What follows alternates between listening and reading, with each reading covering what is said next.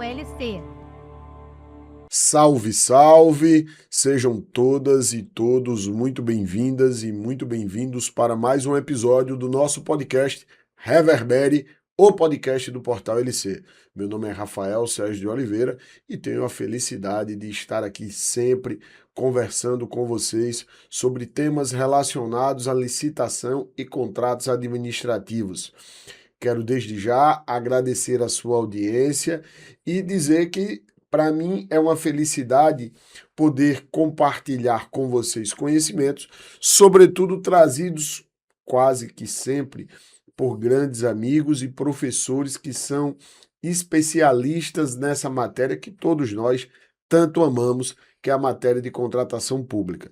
E hoje eu recebo aqui meu querido amigo professor Paulo Teixeira, que vem lá do Rio Grande do Sul, está aqui em Brasília, né, Paulão? Isso aí, meu Para querido. a oficina de implementação do SIX, Exato. esse tema que todos nós só falamos disso agora no mundo das contratações públicas. Exatamente. E o Paulão está por aqui, o Paulão é um amigo querido que já tem tantos e tantos anos na militância da advocacia e também da docência na área de licitação e contrato. Pois é, 28 uma anos. vasta experiência, admiro muito sua trajetória. Muito obrigado. Obrigado por aceitar o nosso convite, fico muito feliz de ter você aqui no Reverbere. Tá uma honra.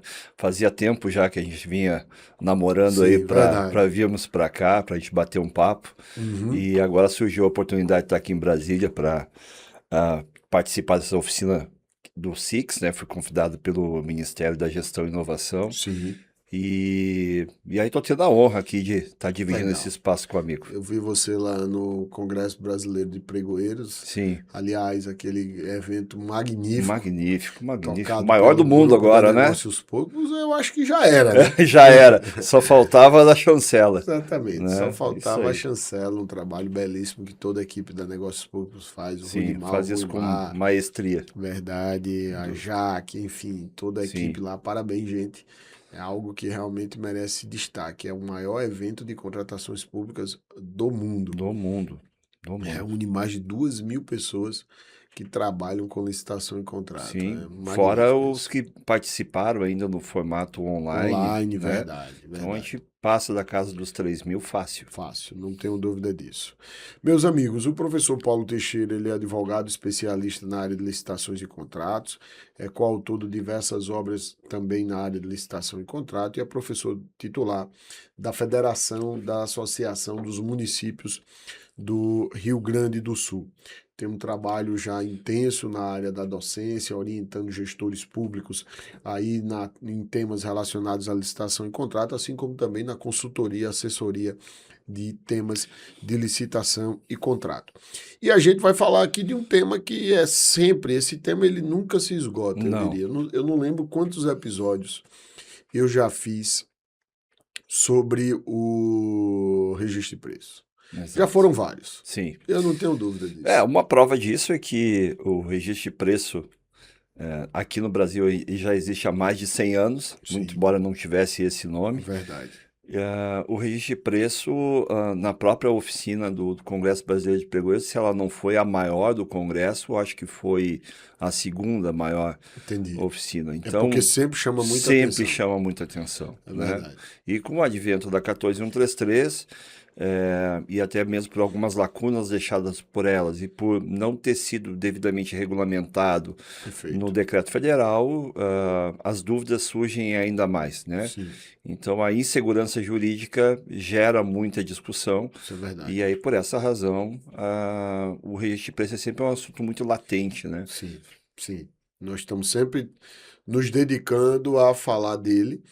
E o nosso tema é o cabimento do SRP na visão do TCU. Nós não vamos falar, gente, atenção aqui, só sobre propriamente o cabimento, porque tem outros aspectos que foram tratados num acórdão recente do Tribunal de Contas da União, que é o acórdão 547/2026. Exato. E aí, gente, atenção, o TCU está de olho no uso do sistema de registro de preço. Exato. Eu até vi recentemente um vídeo do querido amigo professor Joel falando sobre esse acórdão. E vejam só, Eu tenho dito isso, Paulo, nas minhas palestras. Eu tive no Rio Grande no Mato Grosso do Sul, enfim, tem vários eventos aí falando de registro de preço. E eu tenho até um print de uma notícia do UOL, dizendo que o TCU estava auditando o uso do sistema de registro de preço. Porque, de fato, nós temos visto alguns abusos no uso do registro de preço.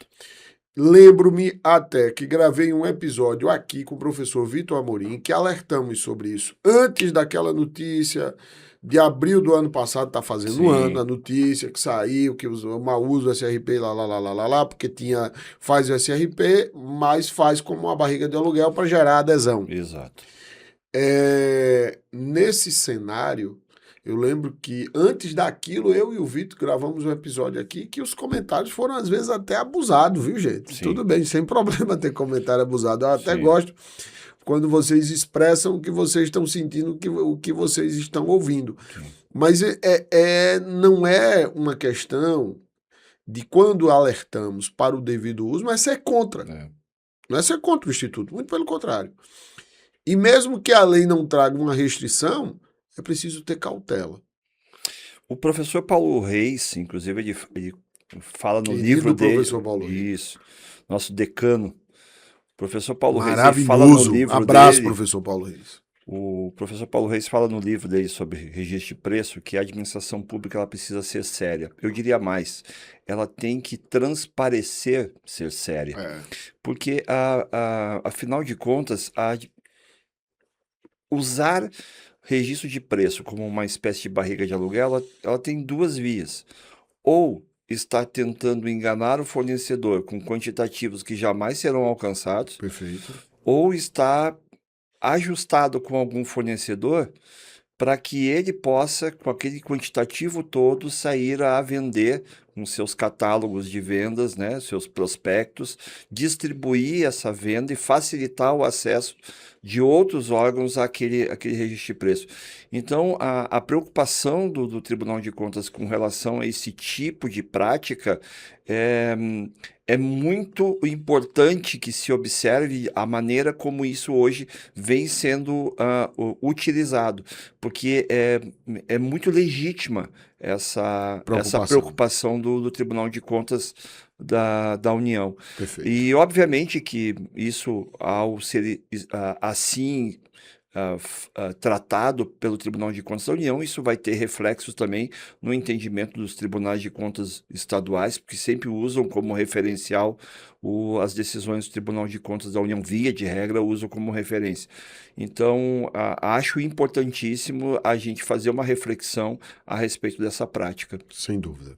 Eu queria, gente, então, antes só de começar, fazer sempre aquele merchan de praxe. Vocês sabem que esse podcast ele existe devido a duas instituições. Em primeiro lugar, o Portal LC, um local em que você pode ter conteúdo atualizado em matéria de licitação e contrato.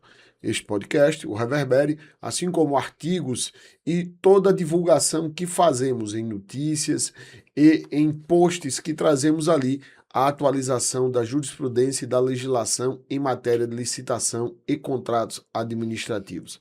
Também quero destacar para vocês que o Portal LC oferece capacitação e consultoria na área de licitação e contratos administrativos.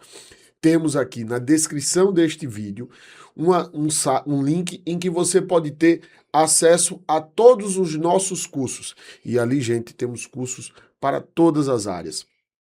Por isso, clique e não perca a oportunidade de se capacitar. Temas como gestão e fiscalização do contrato, SRP, credenciamento, você encontra aqui conosco. Se você quer uma capacitação voltada para a sua equipe específica, customizada, também oferecemos por cursos in company.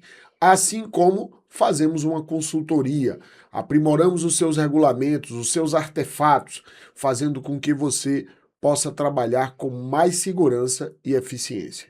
Depois, eu não posso deixar de falar e de agradecer da nossa instituição parceira, quase irmã, a Licitar Digital, que acredita nesse projeto, assim como acredita na qualificação dos agentes públicos para boas entregas aos cidadãos.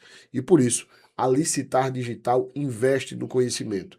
E assim ela patrocina este podcast, o Reverbere. Licitar Digital é, sem dúvida, uma das melhores plataformas para você realizar sua licitação hoje. Eu digo uma das melhores para não ser ali deselegante com as outras, mas a Licitar Digital está no topo do topo dessa lista e eu diria a vocês que, aí sem dúvida, ela tem, e eu digo que ainda tem, mas já tem, porque poucos têm, a plataforma para fazer o SIX no seu estado, no seu município, que é o mercadário. O mercado público, aquele que você pode comprar por um clique. Não perca a oportunidade de conhecer o mercadário. Nós ainda vamos fazer um episódio especial sobre o mercadário. Eu sou fã do mercadário, porque com ele você pode, inclusive, implementar de imediato o SIX aí no seu município. Se você é fornecedor, não deixe de assinar a Licitar Digital. São vários os municípios que já usam a plataforma da Licitar Digital para realizar suas licitações. Assinando um dos planos da Licitar Digital, você passa a ter acesso a um amplo mercado em que você vai poder vender seus produtos, seus serviços e sua obra. Por isso, Licitar Digital é uma opção que você não pode deixar de fazer uso dela. Dito isso, eu queria, Paulo, começar a conversar com você a Lei 14.133, você falou que ela foi um tanto quanto esquecida, digamos assim, para alguns aspectos do registro de preço.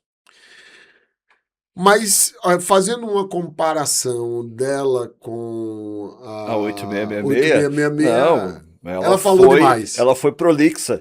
Exatamente. Sem dúvida.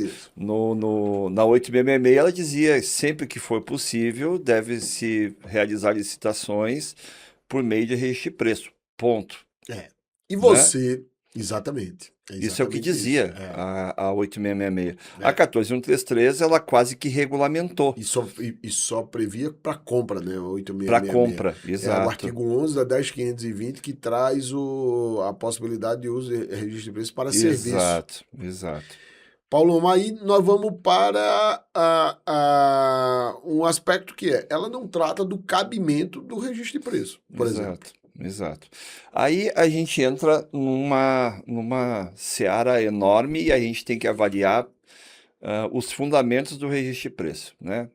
Quando é que eu vou utilizar o registro de preço? Quando é que cabe registro de preço?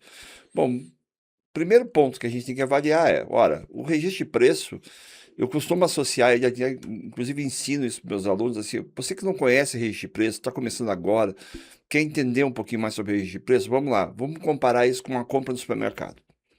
O supermercado tem todos aqueles itens à sua disposição, você não precisa chegar no supermercado e esvaziar o supermercado, você vai comprar à medida da necessidade e sabe que aquele quantitativo todo que está lá é como se ele tivesse reservado para você. Então, se lá tem 100 quilos de um determinado produto, eu vou lá, pego 5 quilos, eu sei que quando eu voltar eu vou ter 95. Então, a administração se serve do registro de preço à medida da necessidade. Então, esse é o primeiro ponto. Eu vou usar o registro de preço quando eu tiver compras que são frequentes, que são eventualmente sazonais, e que eu não tenho absoluta certeza de quando é que eu vou comprar e nem quando é que eu vou comprar. Sim. Então, o registro de preço ele serve para a administração ter à sua disposição uma espécie de almoxarifado virtual, seja de bens ou de serviços. É a prateleira da administração. Exatamente. Ela tem ali à disposição, a partir do momento que ela tem esses preços, produtos, serviços e, segundo a lei, obras registradas, eu vou lá e me sirvo dela na quantidade que eu precisar, quando eu precisar. Né? Então, esse é um dos fundamentos. O registro de preço, eu posso fazer uma compra por semana, eu posso fazer uma compra a cada 2 meses, cada compra eu fazer pegar um quantitativo diferente do outro, desde que eu não ultrapasse o limite que foi estabelecido, o limite de quantidades que foi estabelecido na norma. Então, para mim, o fundamento básico do registro de preço é justamente esse, é eu não ter absoluta certeza de quando é que eu vou comprar e quanto é que eu vou comprar, mas que são bens e serviços que eu costumeiramente costumo adquirir para minha administração. Né? Eu acho que esse é a base para usar o registro de preço. Conceitual. Exato. Para usar o registro de preço. Exato. Mas, Paulo, às vezes a pessoa o órgão não tem orçamento ali pronto. Acontece. E não pode usar registro de preço. Pois é, sabe que eu tive um caso assim num município da Grande Porto Alegre, né? O pessoal que ainda não me conhece, eu sou do Rio Grande do Sul, de Porto Alegre, e eu estava dando uma capacitação para um órgão de uma prefeitura que é da região metropolitana. E lá me colocaram a seguinte situação: olha, a gente tem um recurso que a gente recebe da União para compra de merenda escolar, e esse recurso chega em abril para nós, e a gente precisa fazer a compra de tudo. Só que se eu esperar chegar o recurso, fazer a licitação, para depois usar o recurso já voltou. Então, ele está muito volátil ali, aquele recurso. Daqui a pouco ele desaparece. Aí eu não poderia fazer registro de preço para isso? Tá, mas aí você esgota todo o registro de preço de uma vez só? Sim, a gente compra tudo de uma vez só. Bom, diante dessa sua realidade, que você não sabe exatamente quando é que vai entrar o recurso, você não tem orçamento para contrapartida. Então, por que você então não faz um registro de preço e estabelece no registro de preço que a compra de fato será única e que você provavelmente irá comprar entre abril, maio, junho, quando é que entra esse recurso, mas você avisa o fornecedor disso. A maior queixa que tem do Tribunal de Contas com relação ao esgotamento, o esvaziamento do registro de preço numa única contratação é quando não tem, principalmente, uma previsão para que isso aconteça. Existe uma imprevisibilidade orçamentária, mas não existe imprevisibilidade com relação ao quantitativo que eu vou adquirir. Então, havendo essa imprevisibilidade orçamentária, eu poderia até mesmo, para uma contratação única, estabelecer isso no meu edital que, quando for comprado, se for comprado, será uma entrega única. Dessa maneira, o fornecedor se prepara. Porque, Rafa, eu quero te fazer aqui uma provocação. Você sabe que todos os editais têm lá uma declaração que o fornecedor tem que dar de que o preço ofertado por ele preenche todos os custos que ele vai ter, inclusive frete. Concorda? Tem aquela declaração, inclusive se usa isso no registro de preço. E aí eu faço uma pergunta: quando um fornecedor vai participar de um registro de preço, quantas entregas ele acha que vai fazer? Pois é. Aí eu resolvo perguntar isso para a administração. A administração diz: por se tratar de um registro de preço, eu não tenho previsão. E aí, como é que ela quer que eu declare alguma coisa? Aquela é a declaração mais falsa que existe. Então, por que a administração, então, não olha para trás, sempre que for possível, olha como é que são os históricos de aquisições passadas e informa qual é o quantitativo mínimo de cada entrega, se for feita alguma entrega? Isso é importante para alguns objetos que se faça. Outros não, né? Ar-condicionado, bebedouro, sim, objetos de maior valor. De maior valor, isso até que não impacta tanto. Mas para objetos de menor valor é importante. Eu tenho um exemplo, eu tenho um cliente que há 2 meses atrás ganhou um registro de preço de R$1.300.000 e o primeiro pedido que foi feito para ele é de R$380. Isso inviabiliza a execução. Né? Então, assim... Agora, isso cabe a nós, advogados, inclusive orientar os clientes de que, olha, você tem que impugnar isso. E gente, vocês que estão na administração pública, vocês precisam pensar na realidade do mercado. Exato. O não pensar na realidade do mercado, ele impacta diretamente no seu contrato. Não tem como. E aqui é porque eu não posso ter a cabeça de que, não, eu vou pensar no meu mercado, minha vantajosidade para a administração. Não existe isso. Qualquer relação que tenha, os interesses têm que ser... Sem dúvida. Um depende do outro. Tem que estar ali ligados. Eu não sou aquela pessoa, Paulo, que gosta muito de pedir desconto. Porque você pede desconto demais, a pessoa baixa o preço, depois ela faz. Exato, e aí exato. Faz no osso ali, qualquer coisa ela vai dizer, não, mas isso aqui eu já não estou ganhando nada, você já me pediu um desconto. Exato. E aí aquele contrato que não anda, aquele contrato que dá problema, que você pede e atrasa, quando não se quer entrega. Sim. Então, assim, Isso é um caso que tem que ser pensado. Essas são inexecuções contratuais decorrentes do registro de preço que muitas vezes são provocadas pela própria administração. E aí você traz um ponto que é, primeiro, dando um passo atrás na nossa conversa, cabimento do registro de preço. É o que você falou, tem situações para os quais eu posso usar o registro de preço. É a contratação frequente ou permanente, que é outra dúvida que muita gente tem. Aí eu posso usar o contrato continuado ou eu posso usar registro de preço? Veja, eu diria a você o seguinte, que tanto faz. Tanto faz. Isso é uma decisão de gestão. No contrato, só tenha cuidado com uma coisa: o contrato está contratado. Exato. Está contratado. Não se pode fazer o que muita gente tem feito. Usa contrato continuado como se fosse ata. Empresários, não aceite que a administração execute menos de 75% do que está contratado. Porque senão é uma supressão implícita do quantitativo sem autorização do fornecedor. Correto. É uma supressão para mais de 25%. Exato. Então, assim, quando vocês, gestores públicos, fizerem um contrato, vocês têm que saber, olha, é pelo menos 75% daqui que eu tenho que comprar. Exato. Que eu tenho que contratar de serviço. Exato. Porque senão isso é uma ata, isso é um contrato. Eu vou ter que, no contrato, eu vou ter que bloquear o orçamento para aquele contrato. Eu vou ter que contratar pelo menos 75%. Engraçado é que isso parece, eu falo isso às vezes nas palestras, muita gente fala, não, professor, é sim, está contratado.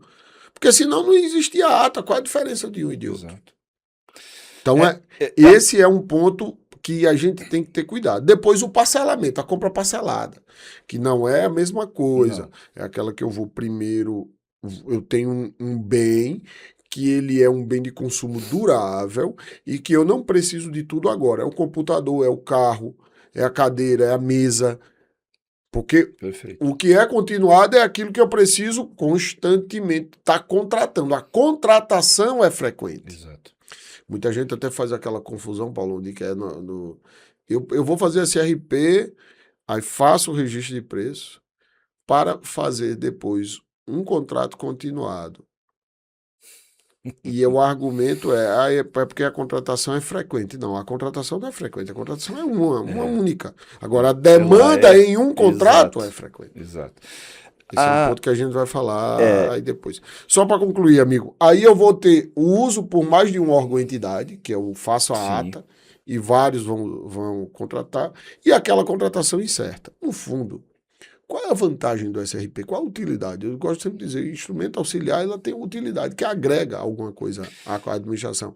É o fato de você poder, de um procedimento adjudicatório, agora licitação ou contratação direta, porque a lei permite, eu ter diversas contratações. Exato. Esse é um dos pontos, né? Sim. Eu acho que o principal ponto de se fazer uso do registro de preço é eu poder licitar sem fazer bloqueio orçamentário. E eu ter à minha disposição bens e serviços, e segundo a lei, mais uma vez, obras, à minha disposição que eu posso vir a contratar ou não, né? Isso é uma coisa também que me preocupa, porque a lei diz que a administração não é obrigada a contratar. Voltando ao assunto anterior, o professor Paulo Reis disse que a administração tem que ser séria, ninguém licita se não vai contratar. Sim. Então, aí nós temos uma liberdade de usar o nosso orçamento e investir nos mais diversos contratos que são possíveis decorrentes dessa ata. Então, esse é o principal ponto. Sim. Do registro de preço, como você muito bem colocou, eu posso advir dele inúmeros contratos. Sim. Né? Então, essa é uma liberdade que não se costuma ter quando eu efetivamente licito e, obviamente, logo depois eu tenho que assinar um contrato onde gera um pacto entre a administração e o fornecedor e ambos são obrigados a cumprir a sua parte no contrato. Uhum. O que gera esse mesmo efeito são os contratos que decorreram daquela ata, né? E cada um vai ser autônomo em relação à própria ata.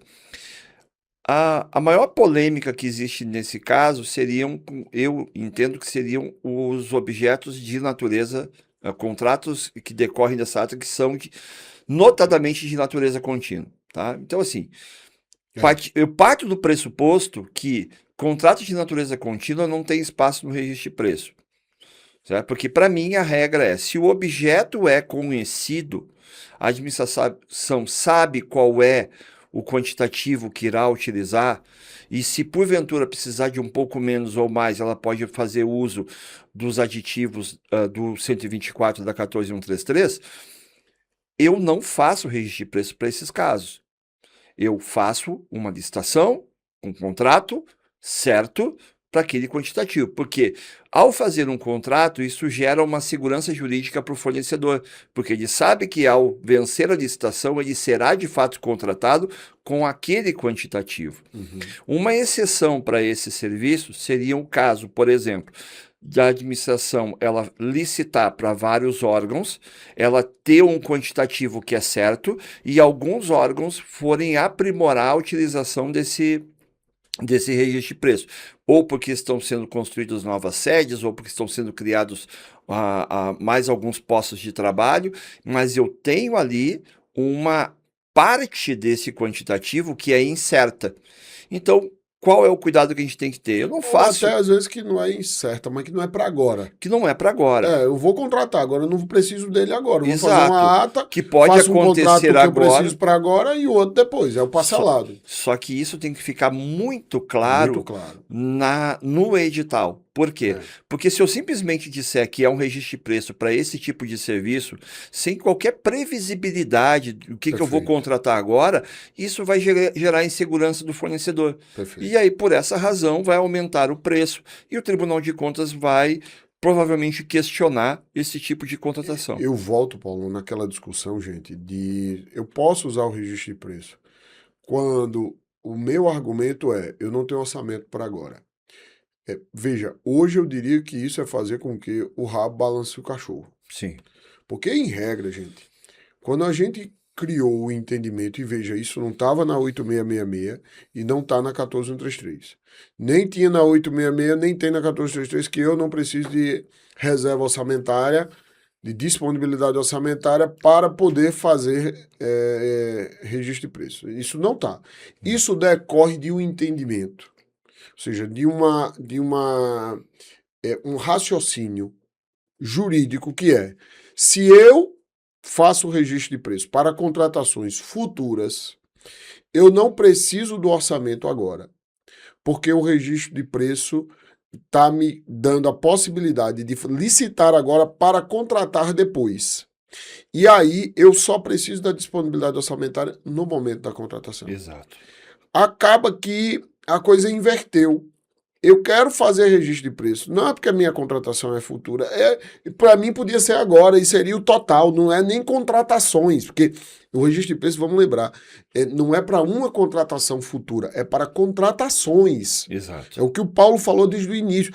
Tem que ter uma certa incerteza do quantitativo, do quando. Eu vou precisar, mas não sei quando. Exato. Ou eu nem sei nem se eu vou precisar. Então, daí que eu não vou pedir disponibilidade orçamentária para essas situações.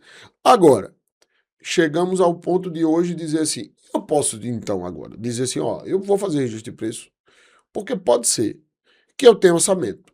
E tem situações que são extremamente legítimas. Sim. É o que você falou lá do caso do município que ia receber recurso da União. Como, por exemplo, final do ano. No orçamento federal é muito comum, no final do ano, liberarem recurso. Aí você precisa, numa universidade, modernizar o Wi-Fi, você precisa modernizar a televisão, você precisa modernizar o mobiliário. Poxa, chegou o recurso. Lá vai eu atrás de uma ata para aderir. Não é mais prudente eu ter essa ata à minha disposição. Eu planejar. Exato. Aí vem com o que o Paulo está falando, e eu até falei isso lá na minha palestra no Congresso Brasileiro de Pregoeiro, eu acho que a gente precisa enfrentar isso. E dizer, olha, eu posso usar registro de preço com o fundamento de que não tenho disponibilidade orçamentária. Agora, isso tem que ficar muito claro. Sim. E aí vem o ditado, combinando bem que mal tem. Exato. Então, deixa isso muito claro no seu. A motivação, né? Eu não conheço um servidor que acabou pagando uma multa ou tendo que responder um outro processo sancionador em razão dele não ter motivado o seu processo. Então, assim, Perfeito. desculpa, por ele ter motivado e ter sofrido essa sanção. Correto. O que normalmente se aponta é justamente essa falta de motivação. E aí a motivação só vem depois que você está sofrendo um ataque. Se o processo é devidamente motivado, com todas essas nuances, com todos esses detalhamentos, dificilmente isso vai ser questionado. Paulão, agora vamos lá. Ainda que seja, eu tenho como justificar. Paulão, agora vamos lá. E eu faço tudo isso. Depois eu não contrato. E tem uma cacetada de adesão. Vamos lá. E tem várias adesões. Aí o Tribunal de Contas chega e fala: poxa, gente, você fez esse registro de preço aqui, isso aqui, como a gente fala na minha terra, isso é alma cebosice. Isso aqui foi coisa de alma cebosa. Dá uma margem a um entendimento de que você criou ali uma barriga de aluguel. Exato. Será que não é melhor vedar a adesão nesse caso? Ou não? Vamos lá. Veja, quando quem é a suposta, vamos chamar de suposta, barriga de aluguel, é um consórcio, por exemplo, municipal, Sim. O consórcio não compra nada. Sim. O que compra é muito pouco. Perfeito. Então ele necessariamente está às vezes comprando ele para os não outros. compra nada Ele não mesmo. compra nada mesmo. Medicamento, por exemplo. ele Mas não é o usa. papel dele. É o papel dele, É o perfeito. papel dele. Então, assim, se a gente está vendo um consórcio, ok. Agora, se eu estou vendo uma prefeitura que colocou uma quantidade enorme de quantitativos que ela não costuma consumir, historicamente nunca consumiu, e ela abre para adesões, e ela acaba não adquirindo nada, ou quase nada, não seria recomendável na origem ela admitir adesão. Correto. Né? Porque muitas vezes as prefeituras, inclusive, nem permitem adesões, porque elas não têm estrutura gerencial para poder controlar para controlar as adesões. Ela não tem essa estrutura administrativa. Perfeito. Né? Então, aí de repente, tu olha o histórico dela, nunca permite adesão, e de repente, justamente nessa, ela permite uma adesão. Pois é.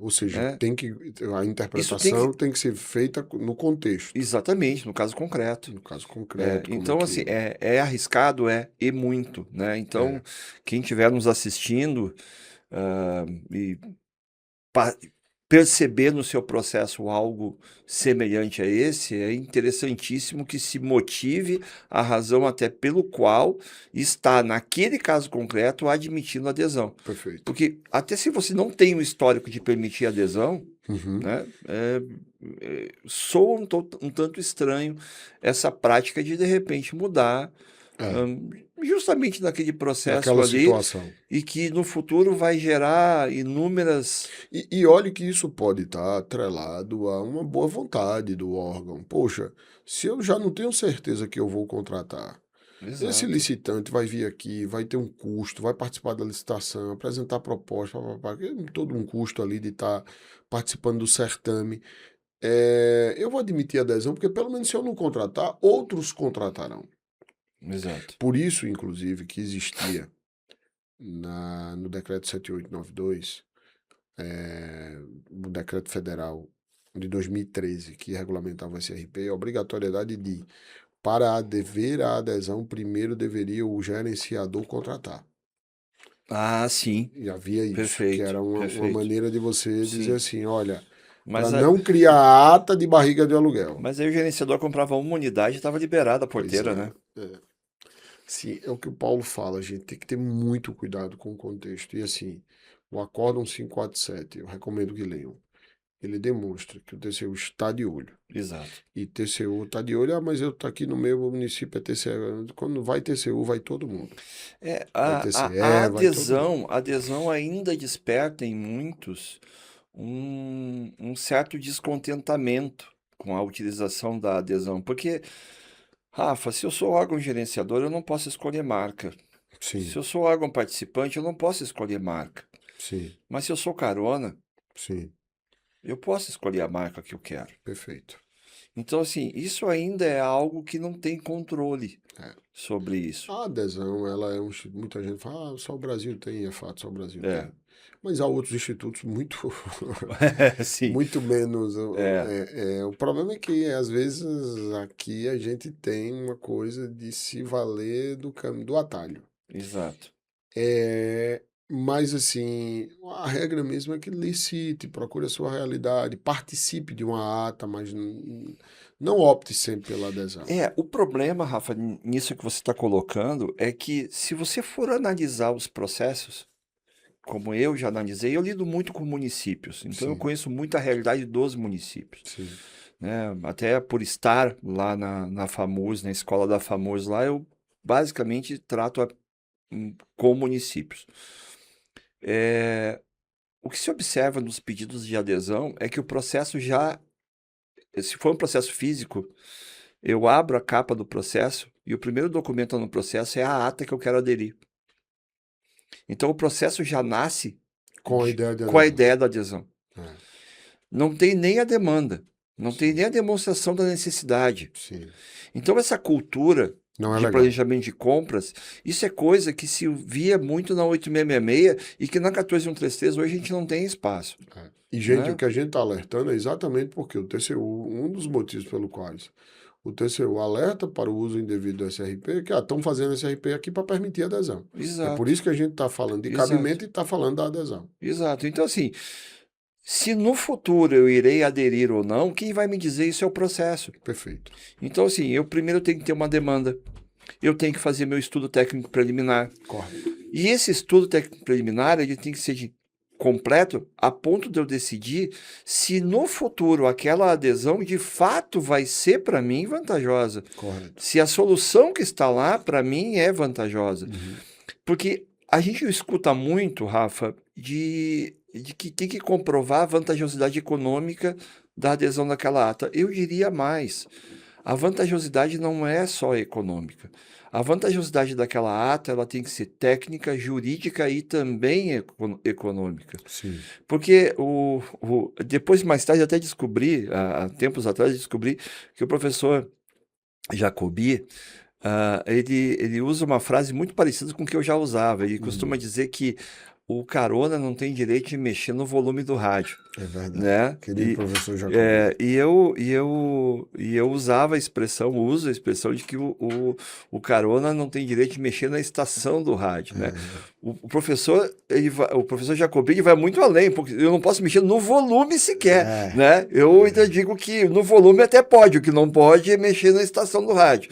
Então, para que aquela ata ela possa ser comprovadamente vantajosa para o órgão que está aderindo, eu preciso primeiro avaliar se o objeto que está lá é tecnicamente compatível com a minha necessidade. E aí vem a minha discordância com relação à Instrução Normativa 81, que diz que dispensa o TR no caso de adesão à ata. Eu não posso dispensar, eu não entendo que eu possa dispensar o TR. Aliás, não diz nem que é dispensável, é dispensado. É para afastar o TR, porque se usa o TR daquela ata. Eu não posso afastar isso porque não é no ETP que eu detalhe o objeto.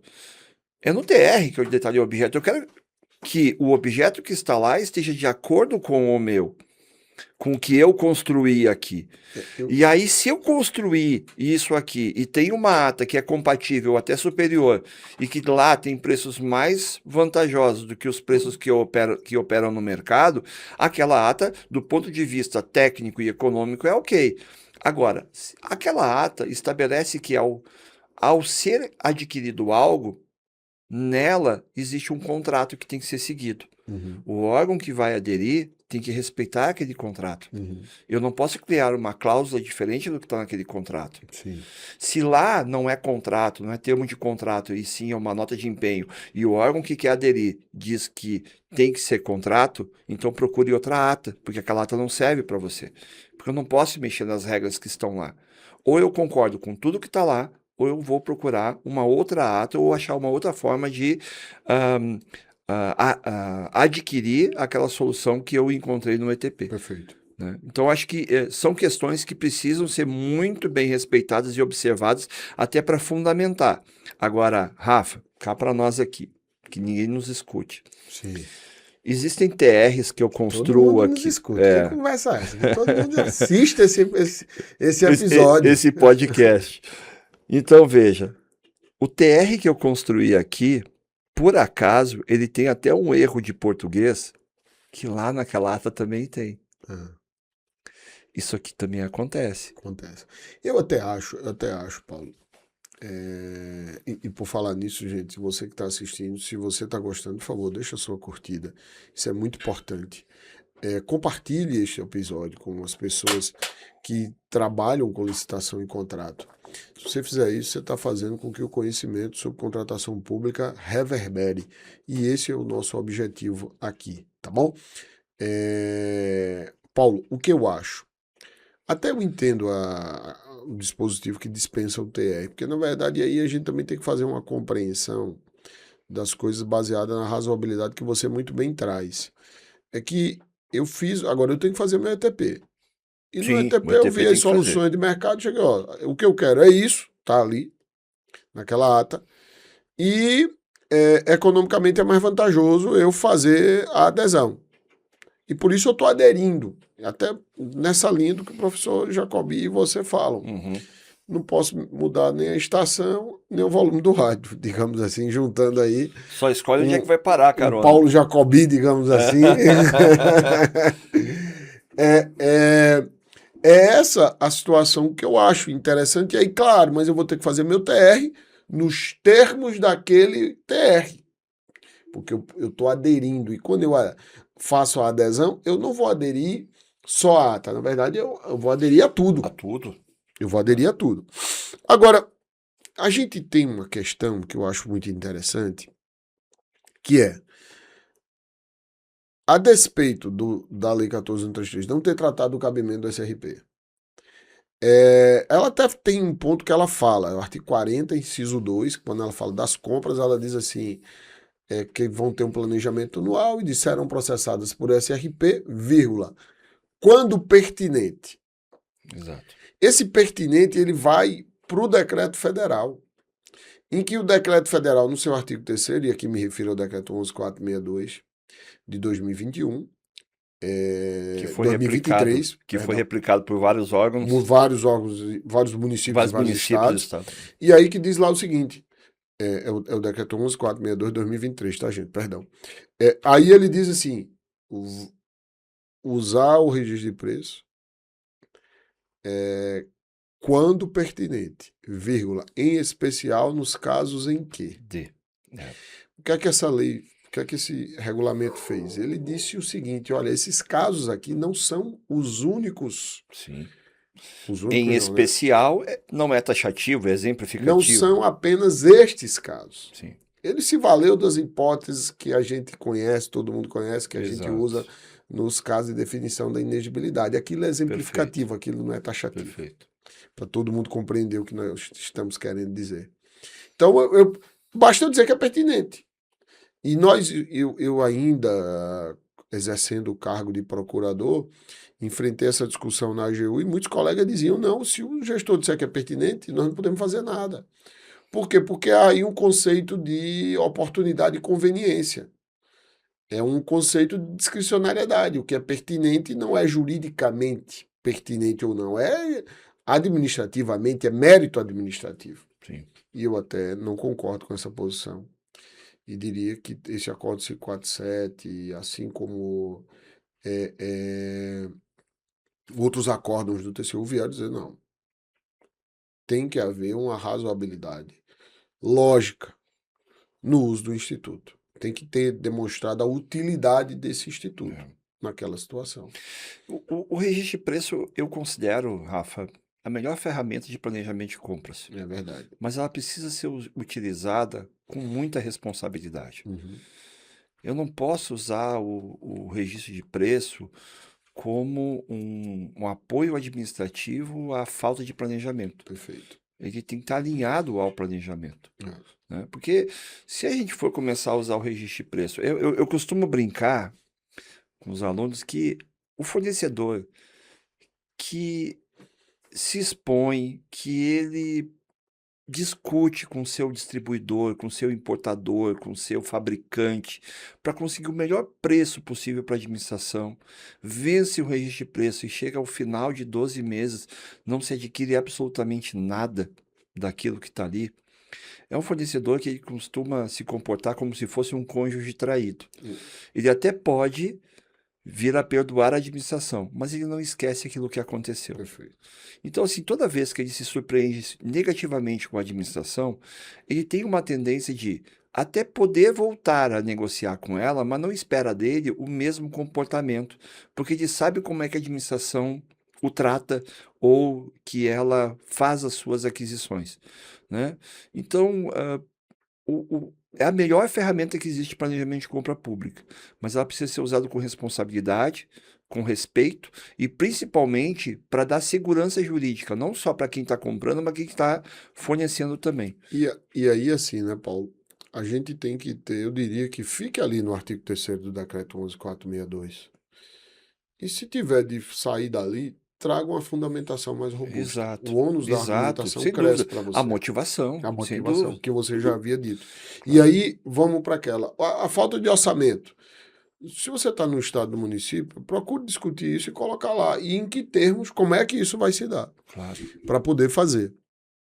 Acho que nós tendemos a aceitar isso.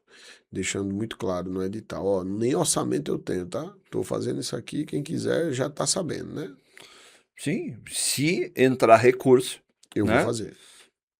Aí diga pelo menos de que maneira vai contratar, quando contratar. Eu acho que essa discussão ela tem de ser feita. Amigo, aí vamos lá, que é outro ponto tratado no acordo, que é a renovação do quantitativo. Porque a gente tem vários casos diferentes de uso do SRP e depois a gente, na execução da ata, trata como se fosse tudo igual. Sim.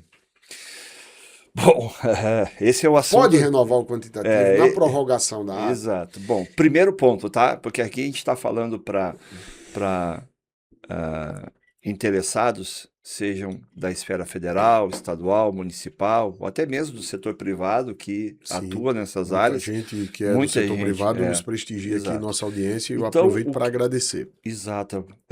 Que nos ajudam e muito, né, no trato desses assuntos. Bem, renovação do quantitativo. Bom, primeiro ponto para você ter segurança jurídica, se pode ou não renovar o quantitativo, é você ter isso regulamentado. Sim. Tá? Sim. Infelizmente, o regulamento federal, que deveria ter falado sobre isso, ele omitiu 2 pontos importantes. O primeiro é a questão do reajuste da ata, que o decreto federal não tratou. Sim. E eu esperava muito que tratasse e enfrentasse essa questão.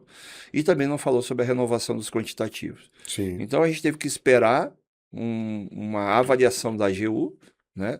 Teve que esperar decisões agora como essa que saiu do TCU para termos alguma segurança jurídica se podemos ou não renovar. Bom, eu já há muito tempo, se você fosse me perguntar, tão logo a lei saiu e eu li a lei, sem ela ter sido sequer regulamentada nesse ponto do registro de preço, se você me perguntasse, eu teria dito, não admite-se renovação do quantitativo.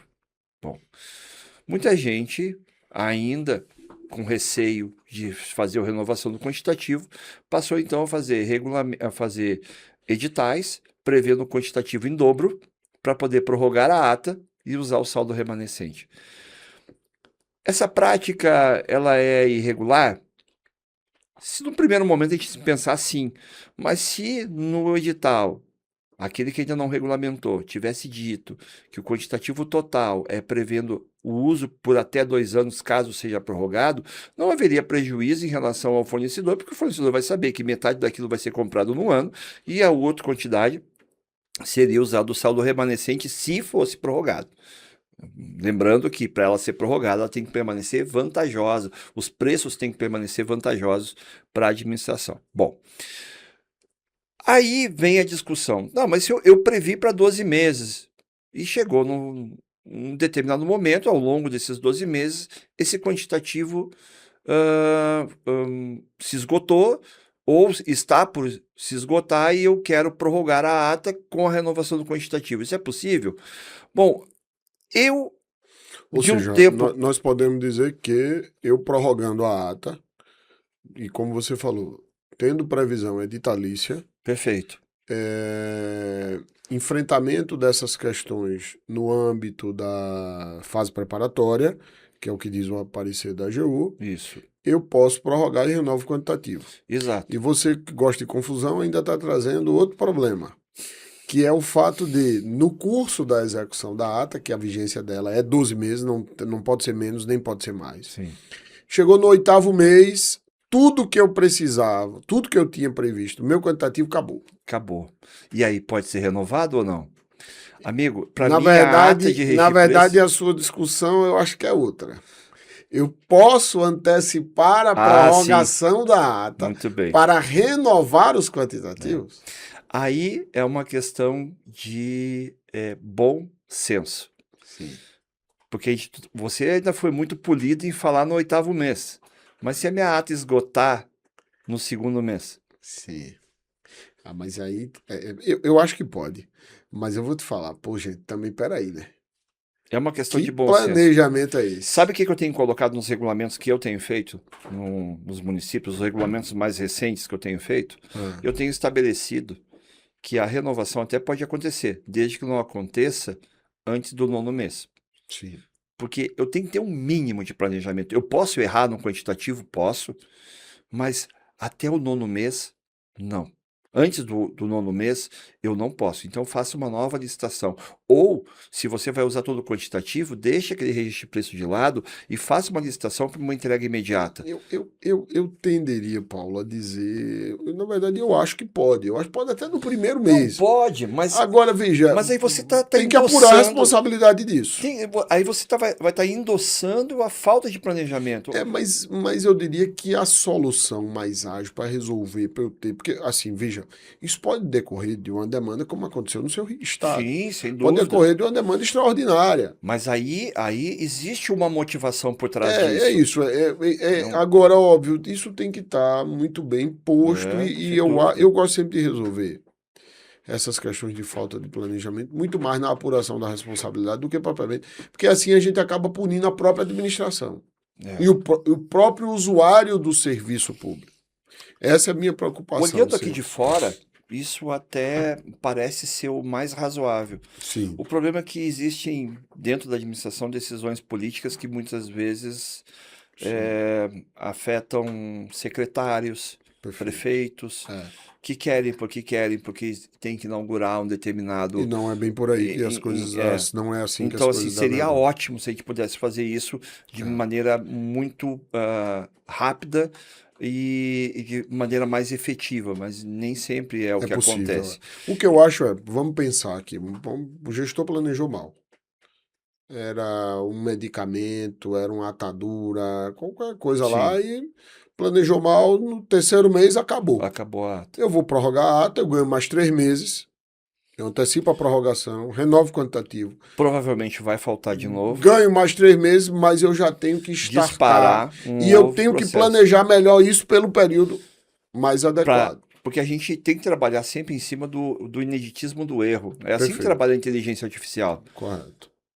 A inteligência artificial ela até pode errar, mas se você alertá-la do erro, aquele erro ela não comete mais. Sim. Então a gente precisa aprender isso também, de trabalhar com o ineditismo do erro. Sim. Né? Porque ficar repetindo o mesmo erro constantemente, isso vai nos trazer consequências muito graves, né? Perfeito. Aí você tocou num assunto que é da questão da renovação.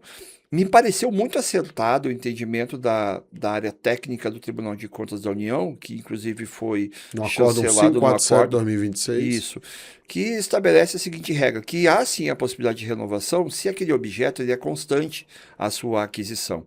Não estou dizendo necessariamente que ela é constante do ponto de vista de sempre ser entregue o mesmo quantitativo, com o mesmo prazo, de maneira regular, sistêmica. Sim. É aquele quantitativo que eu sempre compro, como material de expediente, material de limpeza, são itens que a gente sempre vai precisar comprar, né? Às vezes mais, às vezes menos, e esse quantitativo, como ele é renovável, ele poderia também ser renovado na prorrogação da ata. Muito bem. Já aqueles itens que nós sabemos que vamos precisar, porém o seu uso é finito, porque eu não vou comprar para sempre. Este objeto, ele teria que ser admitido a sua a prorrogação da ata, mas apenas com o saldo que remanesce do ano anterior. O carro, por exemplo. O carro, o Tribunal de Contas deu exemplo como mobiliário para um órgão específico, para um prédio específico. Isso. Lógico, eu não estou falando que todo mobiliário não é constante a compra. Se eu tenho várias unidades e eu preciso, a quantidade de móveis que a gente compra todos os anos é sempre muito grande, não teria problema algum da gente renovar o quantitativo. Mas se ele tem uma característica de ser finita, exato, então não haveria necessidade de se digamos fazer... assim, se é inciso 1 do artigo 3º, ou seja, compra frequente ou permanente, renova. Se não é, não vai renovar necessariamente. E aí é por isso que houver saldo... É por isso que o parecer da AGU diz que eu tenho que ter enfrentado isso lá na fase preparatória. Justificando por quê? Porque é permanente, que é recorrente. Inclusive, tem alguns tribunais de contas estaduais que têm estabelecido, inclusive, fazer constar essa possibilidade no PCA. Perfeito. Tá? Meu querido amigo, eu acho que nós enfrentamos tudo. Estou muito feliz de ter aproveitado a sua passagem por Brasília para gravar este episódio, trazendo aos ouvintes do Reverbere a sua presença, suas colocações, seus ensinamentos. Obrigado, querido, por prestigiar o Reverbere e toda essa audiência maravilhosa, amigo. Obrigado. Eu que agradeço mais uma vez, me sinto muitíssimo honrado. Que é isso, a honra é nossa. Em estar aqui nessa oportunidade de discutir sobre um assunto que a gente gosta tanto, né, que rende tanto papo. E é um assunto que eu tenho me dedicado nos últimos anos a tratar e tenho sido reconhecido pelo meu trabalho sobre esse tema.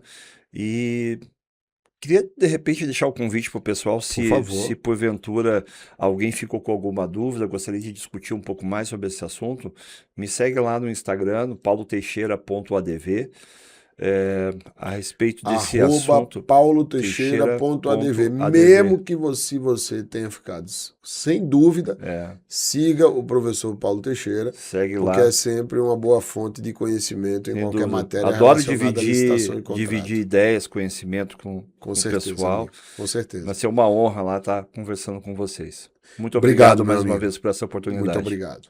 Aproveitando, convido vocês a conhecer o trabalho do Portal LC, aqui no link na descrição deste episódio, assim como também no nosso Instagram, @portal_lec, ou no LinkedIn, que é Portal LC. Eu, sempre Rafael Sérgio de Oliveira, estarei ali à disposição de vocês, especialmente no Instagram e também no LinkedIn.